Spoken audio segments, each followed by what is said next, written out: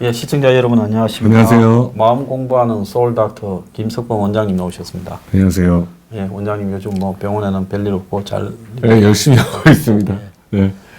요즘 저 마음이 이렇게 아픈 사람이 참 많은 것 같아요. 네. 주변에도요. 네. 근데 이제 제가 요 며칠 전에 참 가슴 아팠다는 게 이제 12월 달부터는 강제 철거를 못 한대 동절기에. 그러니까 11월 달까지 철거를 서두르면서 저 아현동 산꼭대기 재개발 지역에 세 번 철거를 당하다가 결국 철거 당한 이 어머니를 모시고 사는 37살짜리 혼자 사는 청년이 이제 그 철거되니까 엄마하고 헤어져서 자기는 또 철거한 마을에 빈집 아직 안 뜯긴 집에 가서 자다가 그 집까지 뜯기니까 이제 나와가지고 저기 이 한강에 뛰어들어 버렸어요. 망원 유수지에서 옷이나 신발을 두고 그래가 다음 날 양화대교하고 성수대교 사이에서 발견이 됐어요. 성산대교 사이에.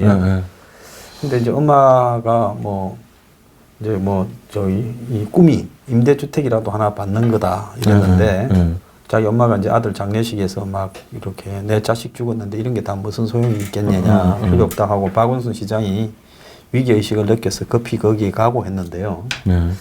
자, 이제 사람들은 흔히 이렇게 이야기를 합니다. 아니, 악착같이 살지. 엄마도 나이가 있으니 벌면 되고, 아들도 벌면 되고, 그래서 또 월세방 구하면 되지. 왜 그걸 자살을 해버리냐. 그럼 이 본인이 의지가 미약한 거 아니냐. 이제 이런 식으로 보거든요. 그래서 항상 자기의 입장에서 이렇게 내리다보고 그렇게 이야기를 많이 해요. 특히 보수 측에서도 그런 시각이 더 팽배하죠. 그런 부분에 대해서 왜 자살을 했다고 봅니까? 그 청년이요? 그러니까 그 첫 번째 집에서 나와서 다시 철거 안 된 집으로 옮겼는데 또 철거를 당해가지고 다른 데로 옮겨야 되는 상황에서 그 좌절감이 너무 컸을 것 같네요. 3일을 노숙을 했다고 그러더라고요. 겨울에 이 추운데요. 그러니까 그 좌절감이 처음에 옮길 때는 그래도 버틸 의지가 있었는데 자꾸 이렇게 여기서 쫓겨나고 또 다른 데로 옮기고 이렇게 하는 과정에서 미래가 그 암담하게 느껴져서 아마 잘못된 선택을 하지 않았나 그런 생각이 드는데 지금 저는 이제 어떤 생각이 드냐면 그 재건축 그 지역에서 재개발 지역에서 세입자로 있으면 나중에 이제 임대주택이 나오지 않습니까? 근데 임대주택 이제 철거를 하기 전에는 이주비를 주거든요. 그러니까 이주비를 주는데 그게 이제 저는 이주비를 그 세입자에게 얼마를 줬는지 모르겠고 또 그분들이 그렇게 열악한 상황이면 그 동사무소 사회복지사들이 어떤 그 도움을 줄 수도 있었을 건데 긴급 구조 이런 부분이죠. 그런 부분들이 제대로 그 작동이 안 된 게 참 안타깝고요. 근데 중요한 거는 한 번 쫓겨나고 두 번 쫓겨나고 세 번 쫓겨나고 이런 상황들이 그 주변을 당하는 사람은 주변을 살필 수 있는 여유를 없애버리거든요. 그래서 아무것도 다른 선택지가 안 보이게 되는 효과를 초래합니다. 이렇게 되는 경우에는. 철거촌에 가면 이렇게 강아지들을 철거되면서는 사람들이 또 버리고 가가. 강아지들이 많이 있지 않습니까? 근데 그 강아지들이 그 길을 떠나지 못하는 이유가요. 사람이 살아야 걔들도 먹을 게 어디 있어. 찌꺼기든 밥을 준 사람이 있지. 사람이 안 사는 걸 이렇게 떠나지 못하고 거기 주변에 살면서 그 근처로 이렇게 먹이를 찾아다니는 모습을 봤을 때 그들의 심리들은 이 강아지들이 그 기억, 거기서 살았던 기억에서 헤어나지 못해서 그럴 거라고. 주인을 기다리는 거죠. 근데 이 청년도 어떤 행태로든 남들이 봤을 때는 산동네, 달동네에 상간방에 살았지만은 가족이라고는 엄마하고 달랑 둘이고. 근데 이 청년에게는 그 사회가 산동네, 달동네 사회가 자기한테는 그나마 마음에 평안을 느끼는 데라서 그러지 않았겠습니까? 그랬을 수 있죠. 아무튼 그 절망감이라는 거는 그 좌절감, 절망감이 굉장히 무서운 게 뭐냐면 그런 절망 상태에 빠지면 아무것도 보이지가 않아요. 그냥 터널 비전이라고 그러죠. 이렇게 우리가 그 터널 들어가면 앞에만 보이듯이 주변이 하나도 안 보이는 것처럼 그냥 죽음으로 달려가게 되는 그런 상황이 발생을 하는 거예요. 그러니까 우리 지금 제가 이번 그 슬픈 소식을 듣고 꼭 부탁드리고 싶은 거는 이거 아니면 안 된다라는 것도 이 세상에는 없고 꼭 이거를 이뤄야만 내가 사람으로 살 수 있다라는 것도 없고 이 인생 자체가 내 뜻대로 안 되는 게 기본적으로 내 뜻대로 안 된다는 것을 받아들일 필요가 있다고 생각합니다. 그리고 사회복지 측면에서도 이런 그 심리적인 서포트, 지지를 가능하게 하는 시스템이 조금씩 만들어졌으면 좋겠어요. 우리가 사회복지라는 부분은 흔히 뭐 라면이나 네. 무슨 빵이나 이런 걸로 사회복지를 생각하는데 실제로 이렇게 사회복지에서 진짜 중요한 것은 현재 자기의 불우한 처지를 딛고 살아갈 수 있는 동기와 희망을 부여하는 거. 그렇죠. 그게 심리 상담이 사회복지에서 굉장히 중요한 거 아닙니까? 굉장히 중요하죠. 노숙자로 한번 떨어지고 나면 노숙자가 다시 정상인 사회로 복귀를 못하는 부분이 쉽지 않죠. 이게 정신 세계가 무너져 버리는 부분. 그 부분에 대해서 어떻게 생각하십니까? 왜 그런 부분을 한국에는 지금 우리나라는 그런 부분에 대해서 신경을 쓰는 사람들도 거의 없고요. 그리고 사회복지사들도 거의 여력이 없어요. 실질적으로 동사무소 이런 사회복지사들도 엄청난 업무 과중에 시달리고 있어서 어떤 심리적인 지지를 해줄 수 있는 여력이 전혀 없어요. 지금 현재까지는. 근데 앞으로의 방향성은 그런 부분들이 되어야 되고, 더구나 이렇게 그런 부분들의 문제 소지가 있으면 지금 정신과에서 상담하는 거 별로 비싸지 않거든요. 그러니까 사회복지사가 인근에 있는 정신과 의원에 연결을 해주는 것도, 그러니까 의료 급여 대상자로만 해주면 진료비 거의 안 내거든요. 설사 진료비를 낸다 할지라도 뭐 몇천 원, 뭐 만 원 이쪽 저쪽인데 아무튼 그런 연결만 되면 아무튼 그런 분들에게 많은 도움이 될 수 있습니다. 그래서 한때 뭐 노숙인들에게 인문학을 이렇게 가르친다 하는 것들이 또 유행처럼 좀 번지기도 했지 않습니까? 근데 나는 그거를 좀 노숙인에게 인문학을 가르치는 것보다는 그들이 다시 경제적으로 부활할 수 있는 시스템이 되어야죠. 그러니까 인문학 강의는 이제 좀 그다음에 자기가 홀로서기가 됐을 때 관심이 있는 사람들이 인문학 강의를 들을 수 있도록 해줘야지. 잠자리도 없는데 인문학 강의 한다고 뭐 생각이 달라지겠습니까? 근데 노숙자들의 구성 중에 제가 이제 말씀을 드리면 일반인들이 잘 모르시는 분들이 계실 것 같아서,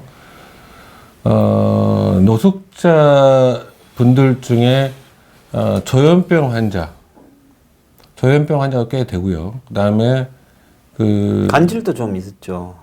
간질은 부수적으로 있는 분들이 있고요. 그 다음에,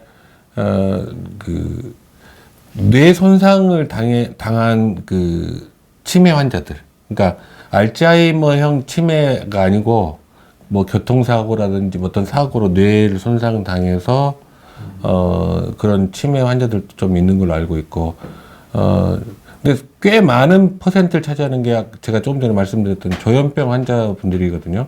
근데 조현병 환자들이 치료를 꼭 받아야 되는데 노숙인이 돼버리면 치료를 못 받게 돼버려요. 그러면 이제 치료를 안 받는 상태에서는 여러 가지 사건, 사고들이 생길. 잘못하면 시한폭탄이, 거리에 시한폭탄이 그렇게 될 수가 있습니다. 그리고 이제 알코올 중독 환자들도 꽤 있고요, 노숙자들도. 제가 아침에 오다가 깜짝 놀랐는데, 저 앞에서 어떤 청년이 한 8시 한 20분쯤 돼서 비틀비틀 하더니만 바로 쓰러지는 거예요. 머리가 땅에 쿵 부딪히더라고요. 비틀비틀 하더니만. 네. 여기 홍대 앞에 그런 청년들이 아침에 너무 많아요. 그러니까 저 지금 죽었겠다 싶었는데 일어나더만 이렇게 머리를 감싸 있어서 내가 그냥 왔는데 그걸 보고 내가 엄청나게 놀랐어요. 근데 술을 먹어서 저럴 수 있냐. 차라리 술 먹으면 쓰러지지. 자거나. 그래서 마약을 했나 싶기도 하고 그랬는데 간질환자일 수 있겠네요.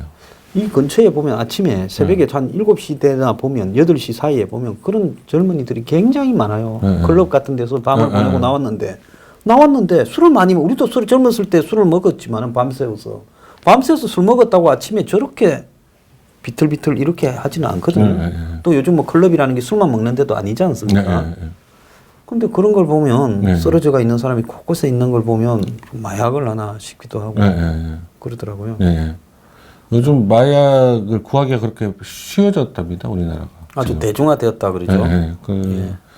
아무튼 그 마약은 어떤 마약도 제일 처음에 스타트를 안 해야 되는 게 제일 중요합니다. 일단 스타트 시작을 하면 그 다음에는 지옥으로 가게 되는 거니까 어떠한 상황에서도 그 재미삼아라도 시도를 하시는 거는 절대로 하지 마시길 부탁드립니다.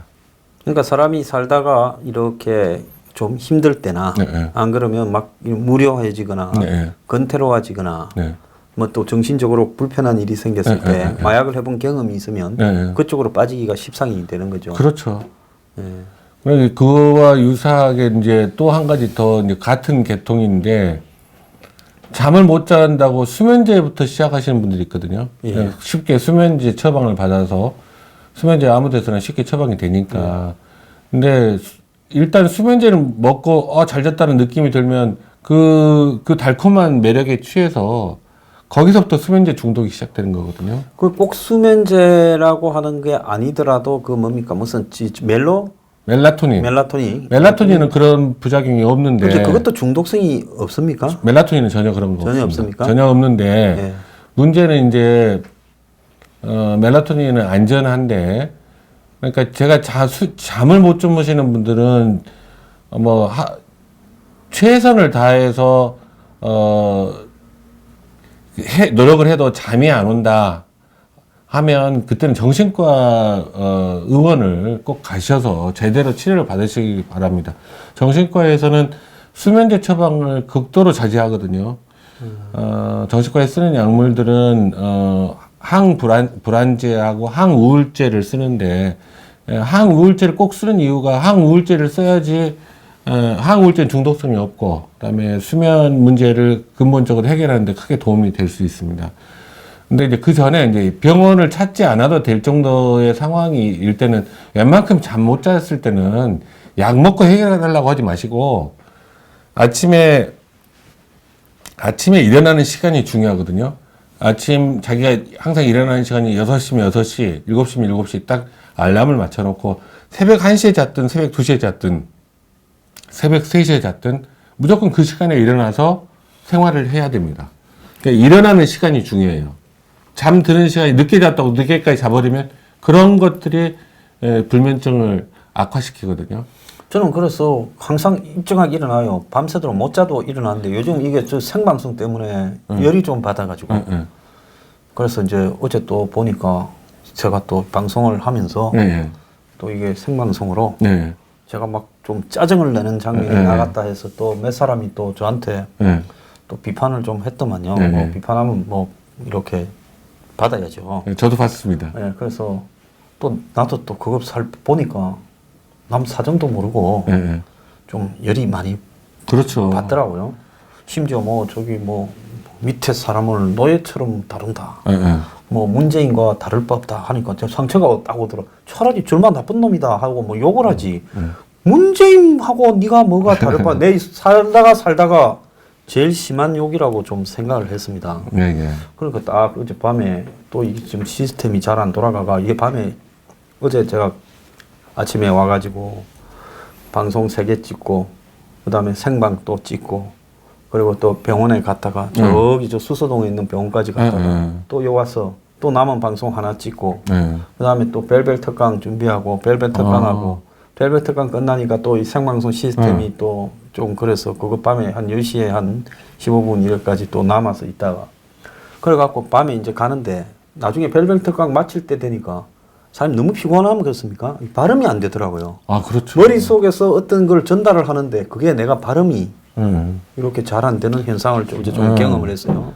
그러니까 저는 그 너무 황 소장님 그 과로하시는 것 같아서 그러니까 이 부분은 진짜 꼭 황 소장님께서 이제 이번 생방송 하는 그 목표 때문에 그러시는데 이제 어느 정도 이제 정리가 되면 좀 스케일을 좀 줄이셨으면 좋겠어요.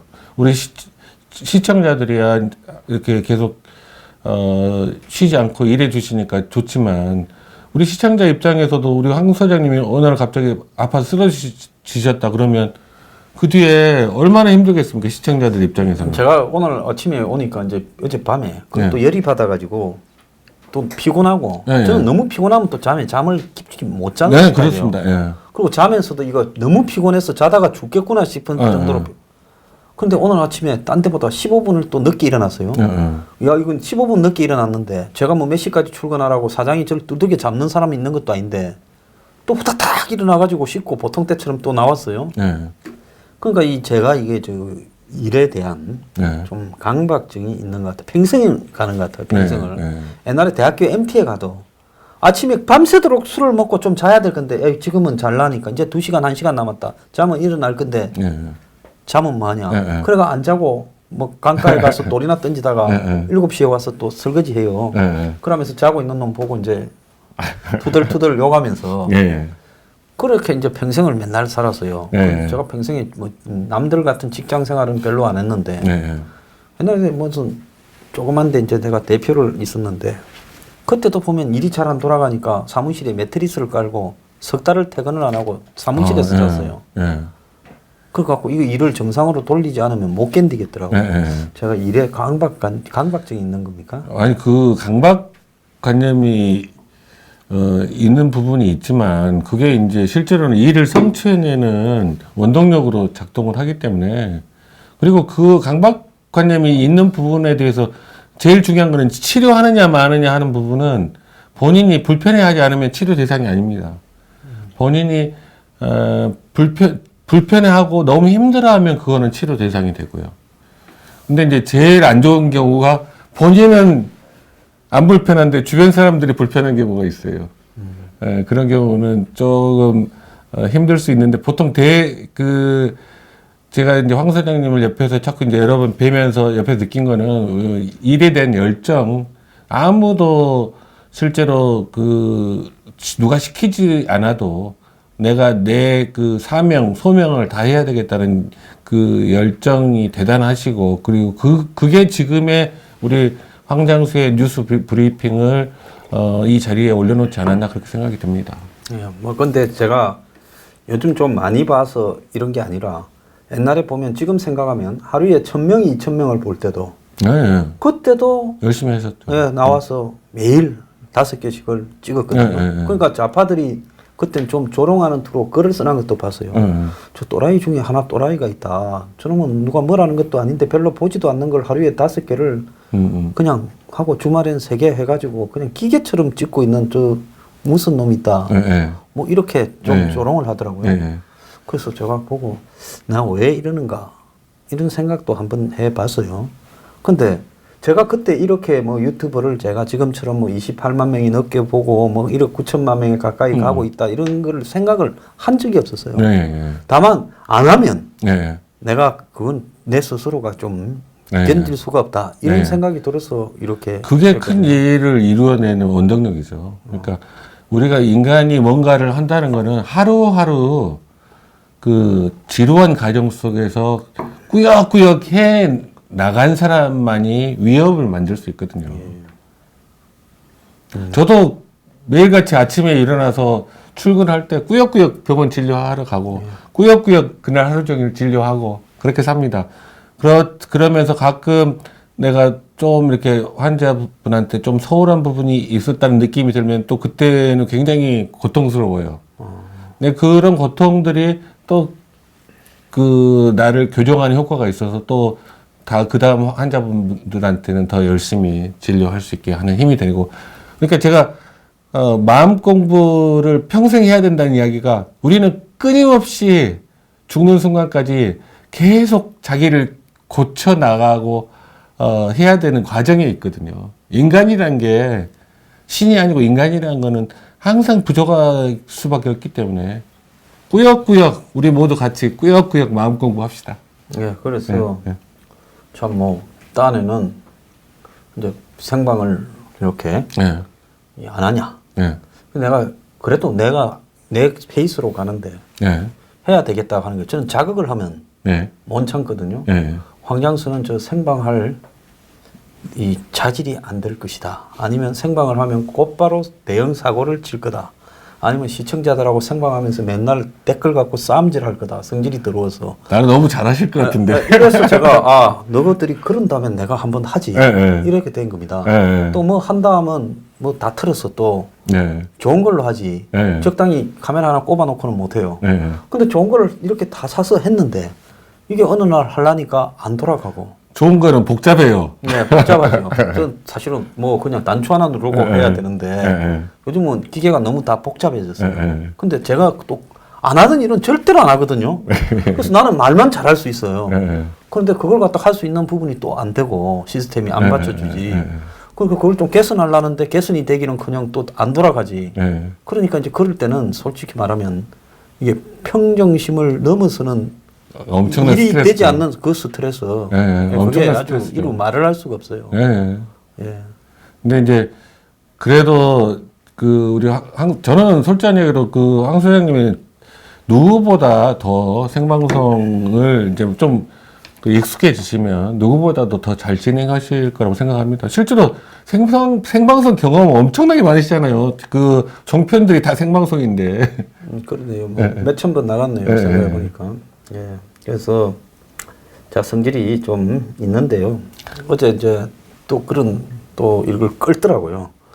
그래서 볼 때는 에이 웃기고 앉았는데 이건 안 튈 거야 하고 착 지었는데 열이 받아서 집에 가서 딱 잘라고 하니까 머릿속에서 그게 슬금슬금 살아나가지고 황장수 너는 문하고 뭐가 다르냐. 문이 소통을 안 한다면서 니도 니하고 일하는 사람한테 짜증내고 성질 부릴 거 따부리다. 근데 제가 참 이 지금 벌어진 일을 가지고 이야기를 할 수도 없어요. 그거 말하면 지저분한 거고 내가 그렇죠. 말할 수 없는 거죠. 그런데 속으로 이제 누구한테도 말 못 하는데 내만 아는 또 이 고민이 그렇죠. 있지 않겠습니까? 그런데 그 사람은 이제 그렇게 쉽게 탁 던져요. 그러니까 지는 장난 삼아 안 그러면 안티 삼아서 그냥 좀 열받아라 하고 툭 던졌는데 그래서 내가 탁 한 대 맞았는데 이까짓 게 싶고 싹 쥐었어. 끝났는데 집에 가서 누워 있으니까 밤에 잘라는데 머릿속에서 이런 거 자는 것도 아니고 안 자는 것도 아니고 열이 좀 받기 시작한 거예요. 그리고 어제 밤에 잠을 잘 못 잤어요. 그러니까 그게 이제 얼마나 우리 자존심 강하신 황 소장님이 문재인과 비교를 당하니까 얼마나 자존심이 상하셨겠어요. 그 문재인을 비교하지 마세요. 개새끼, 소새끼. 내가 MBN에 한 번씩 나가면 MBN에 거기에 생방송 라이브로 하는 사람이 저 황장수 개새끼, 뭐 소장사, 개장사 뭐 이런 거는 다 괜찮아 그냥. 아이 뭐 그렇게 하라고. 문재인 딱이라니까. 아 기분이 진짜 더럽더라고요. 그리고 제가 한 가지 그 댓글 쓰신 분들한테 한 말씀만 더 드리면 여기에서 이 방송하는 과정에서 벌어지는 일들은 여기 현장에 계신 분들밖에 모르거든요. 그 실질적인 내막들은. 그러니까 그 생방송 중에 그 어떤 그 잘못된 부분이 있으시더라도 그것들은 그 방송에서만 보는 걸로는 현장을 정확하게 알 수 없다라고 생각을 하셨으면 좋겠어요. 실제로 그렇습니다. 이 세상 모든 일이 자기가 딱 뭐 보면 금방 저거는 뭐야 라고 이야기하기 쉽지만 근데 세상 일이 그렇게 단순하지가 않거든요. 그리고 그 타인을 평가할 때는 항상 조금 조심조심 하는 것이 우리 조심조심 한다는 게 그것도 마음 공부랑 밀접한 관련이 있습니다. 그래서 그 샤르트르가 그랬습니까? 누가 그랬습니까? 권태가 죽음에 이르는 병이다 했는데 저는 딱 하나 좋은 거는 권태로울 때는 하루에 1년에 한순간도 없습니다. 내가 너무 권태로워서 죽겠다 하는 거는 항상 복잡하니까. 그렇죠. 예. 그래서 근태가 없다라는 거는 뭐 그것도 축복이다 이런 생각을 합니다. 근데 이제 그렇게 항상 에피네프린, 노르에피네프린 레벨이 높은 상태로 유지를 하게 되면, 그 건강에 좋지가 않거든요. 그렇죠. 그러니까 토요일, 일요일 날은 절대 스케줄 만드시지 마시고, 그때는 확 낮춰야 됩니다. 레벨을. 긴장의 톤을 확 낮출 수 있는 좋아하는 것들만 하세요. 예, 제가 그 어제 병원에 가면 이제 등록하면 혈압제라잖아요. 예. 혈압제면 또 여기 오늘 얼마 나올까 하는데 기본 뭐 177, 180씩 나옵니다. 이 혈압을 재면. 그러니까 이게 계속 머리가 긴장돼가 있으니까 혈압약을 먹는데도 그렇게 나와요. 그러니까 제가 원래 이제 이 혈압 때문에 심장이 망가진 상태인데 그래서 제가 이제 생각을 하는 거는 아 나도 아침에 일어나면 누가 그러더라고요. 그 명상하시면 좋습니다. 10분 일어나서 10분은 명상을 좀 해라. 이 아침에 안 하셔도 낮에 이제 오전에 방송이 끝나면 그때 바로 명상을 하시면 좋습니다. 왜냐하면 방송할 때 그 스트레스 톤이 확 올라가는 상태인데, 그러니까 교감신경 톤이 올라가는 상태인데, 명상은 교감신경 톤을 떨어뜨리고 부교감신경 톤을 올려주기 때문에 그 혈압도 떨어지고 쉬는 효과가 있어요. 근데 저는 가만히 있어서 명상을 하면 온갖 잡념들이 슬금슬금 한 30초 안에 나타나서 모든 사람이 명상은 제일 처음에 시작할 때 모든 사람이 다 그래요. 우리 황소장님만 그런 게 아니라 잡념과의 싸움처럼 생각을 하시는데 명상은 쉽게 생각하십시오. 그냥 눈을 감고 1부터 20까지 천천히 숫자를 세겠다 생각하고 1부터 20까지 천천히 숫자 세는 데만 집중을 하세요. 잡념이 떠오르는 거는 내가 살아있기 때문에 떠오르는 거다. 당연한 거다라고 받아들이시고 잡념이 떠올랐다는 걸 내가 알아차리는 순간 다시 숫자로 돌아가면 됩니다. 그렇게 하다 보면 집중하는 시간이 길어지게 되는 효과가 있거든요. 그러니까 복잡하게 생각하지 마시고 제가 딱 한 가지만 말씀드리면 우리 황 소장님께서 오전 방송 끝나시고 눈 감고 1부터 30까지만 20은 너무 짧으니까 1부터 30까지만 숫자 세는 거 1, 2 이렇게 숫자 세는데 눈 감고 집중하시는 거를 매일같이 하셨으면 좋겠습니다. 그것도 누가 그거 안 하면 패 죽인다거나 내가 꼭 그걸 해야 되겠다라는 어떤 의식이 딱 들면 될 건데.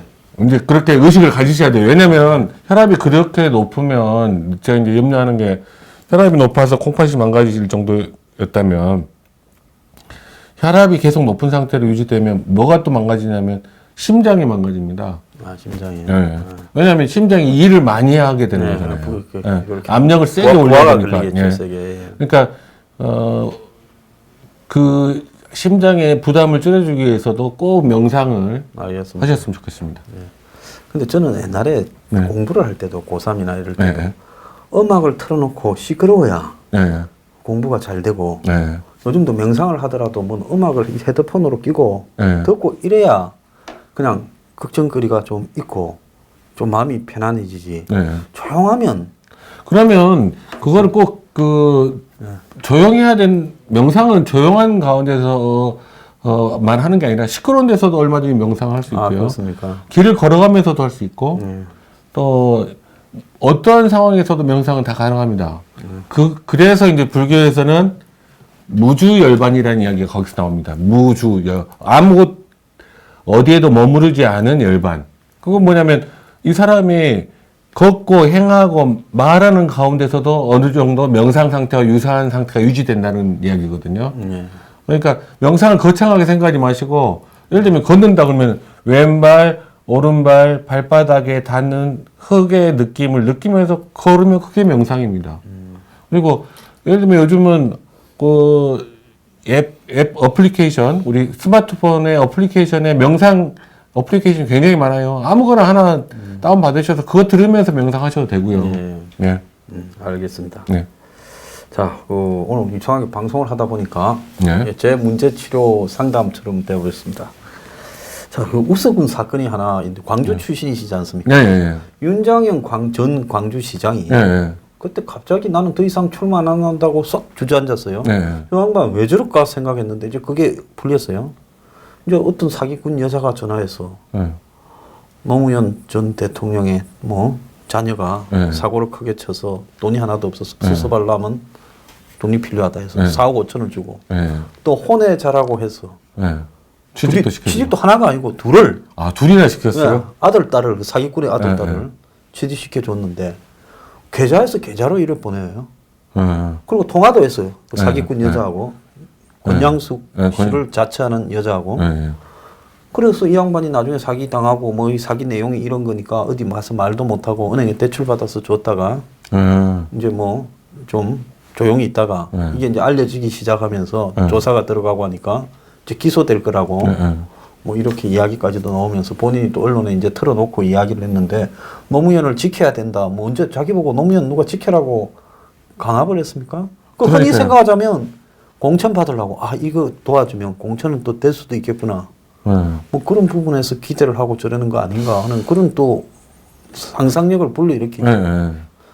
근데 대통령의 이 자녀의 사생하다라든지 딸이 사고 쳤다 하는 부분을 시장쯤 되는 사람이면 그래도 한국에 정치력이 있다라고 하고 정치에 빠꼼하고 남들보다 훨씬 지식도 많은데 이 모든 사기가 이 정도 이루어지려면 그럴싸한 일을 이야기해야 사기가 되잖아요. 근데 시장쯤 되는 사람이 광주 광역시장쯤 되는 사람이 이런 사기를 당했다면 사기꾼이 자기한테 한 말이 다 그럴싸하다고. 그러니까 제가 이해가 안 가는 게 그 윤장현 씨가 그래도 광주시장 재선을 아니 초선만 했나요? 초선했죠. 안철수 씨가 저 했죠. 네. 이해가 안 되는 게 그 목소리만 듣고 그렇게 큰 돈을 보내고 그다음에 그 이야기를 다 믿었다는 것 자체가 실제로 정치인들은 별의별 일을 다 당하기 때문에 그렇죠. 주변에서 확인도 하고 또 그랬을 텐데 확인하는 작업도 없었던 것 같아요. 확인을 실제로 그 얼마든지 윤장현 시장 정도면 그 친노 쪽 연락을 해서 그렇죠. 그런 일이 있냐, 혼외자가 있냐, 뭐 이렇게라든지 뭐 권양숙 여사가 뭐 돈이 갑자기 그렇게 필요한데 나한테 연락이 왔다 이럴 수 있는 상황이냐, 라는 거 분명히 알아봤을 것 같은데 저는 이해가 좀 안 가요. 그런 상황이. 그분이 뭐 전 광주에서 시민운동 단체의 대부처럼 돼 있던 그런 인물이라며요. 의사 출신으로 안과 의사. 저는 이제 제가 고등학교만 졸업하고 떠나와서 지금까지 살기 때문에 그 부분은 제가 정확하게 알지는 못하지만 그분이 말씀하십시오. 광주 그 민주화 운동 당시에 그 조선대학교 응급실에 계셨다든가 뭐 거기서 많이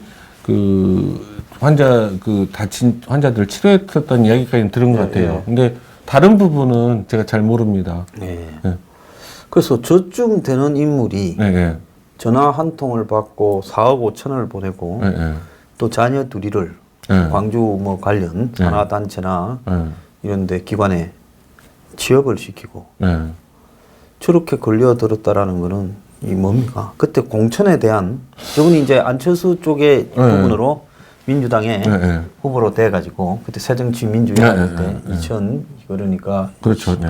12년입니까? 2014년이죠. 14년. 그렇죠. 2014년이죠. 그랬다가 이제 안철수계가 떨어져 나갔을 때 안 따라가고 이제 민주당에 남았으니까 아마 자기의 이제 기반이 아주 취약해져 있는. 그런데 또 재선을 해보려고 또 한때 모색을 하다가 갑자기 주저앉았거든요. 그래서 왜 시도도 안 하고 저렇게 갑자기 주저앉을까라고 의심스러웠는데 이게 사기라는 걸 알고는 그냥 큰일 나겠다. 내가 이게 또 범죄에 연루될 수도 있겠다 했는데 아마 상식적으로 보자면 본인은 노무현을 지키기 위해서 그랬다 하지만 공천 가지고 뭔가 자기에게 반대급부가 올 수 있다라는 부분을 생각하고 그런 부분에 대한 뭐 여러 가지 이야기들을 나누고 그렇게 하지 않았을까 하는 생각도 들어요. 그러니까 바보가 아닌 다음에야 노무현을 지켜주기 위해서 그랬다고는 볼 수가 없죠. 4억 5천이라면 어마어마하게 큰 돈인데. 그러니까 아마 자기 딴에는 뭐 어떻게 결정을 내렸는지는 모르겠지만 그런 생각을 가졌을 수 있죠, 충분히. 참 진짜 어이가 없는 일입니다. 그러니까 요즘 그러니까 딱 그거랑 연결이 되는 것 같아요. 그 요즘 사기꾼들이 전부 임종석이랑 관련해서 사기를 많이 쳐가지고 그게 사건화 되기 시작했다는 소문이 있거든요. 뉴스에도 본 적이 있고. 그러니까 이제 실세로 느껴질 만한 일반 국민들이 실세로 느낄 만한 사람을, 그리고 그 일에 힘을 쓸 수 있다고 생각하는 사람을 이름을 끌어들여서 사기를 치는 게 기본이기 때문에 더더구나 딱 윤쟁현 씨가 그때 거기 걸려든 거는 자기 공천 문제가 걸려 있고 친문 쪽하고 그 선을 확실하게 하려면 권양숙 여사한테 잘해야 된다라는 생각을 가지고 있었기 때문에 거기에 그 욕심 때문에 쉽게 넘어가 버린 거 아닌가 그 생각이 듭니다. 그래서 저쯤 되는 사람도 전 대통령의 부인이 자기 공천을 해결해 줄 수 있을 거다라고 네. 생각할 수 있고 네. 전 대통령이 혼외자가 둘이나 있을 거라는 것도 믿었고 네. 자녀가 해외에서 크게 사고를 쳐서 했다는 것도 믿었다면 대체적으로 전직 대통령들에 대해서 가지고 있는 네. 가치관이나 도덕관이 네. 별로 높지 않다 기대십니까? 그런 거 아니겠습니까? 그렇죠. 그리고 이제 욕심이 눈을 가려버리면 안 보여요. 아까 이야기했던 것처럼 자기가 예를 들면 우리 윤장현 시장이 꼭 그랬다는 건 아니지만 어떤 이 상황이 끝나면 자기한테 주어질 혜택만 생각을 하게 되면 주변 상황 고려가 안 돼요. 그냥 터널 비전 그냥 끝만 보이는 거죠. 예, 잘 알겠습니다. 뭐 저는 평생에 누가 항장수 팔아서 사기칠 일은 없을 것 같으니까 남한테 패기칠 일은 없을 것 같습니다. 뭐 저야 한 번도 실세를 해본 적이 없어가지고요. 자, 이거 1부 마치겠습니다. 네, 감사합니다. 감사합니다. 네. 주말 잘 보내십시오.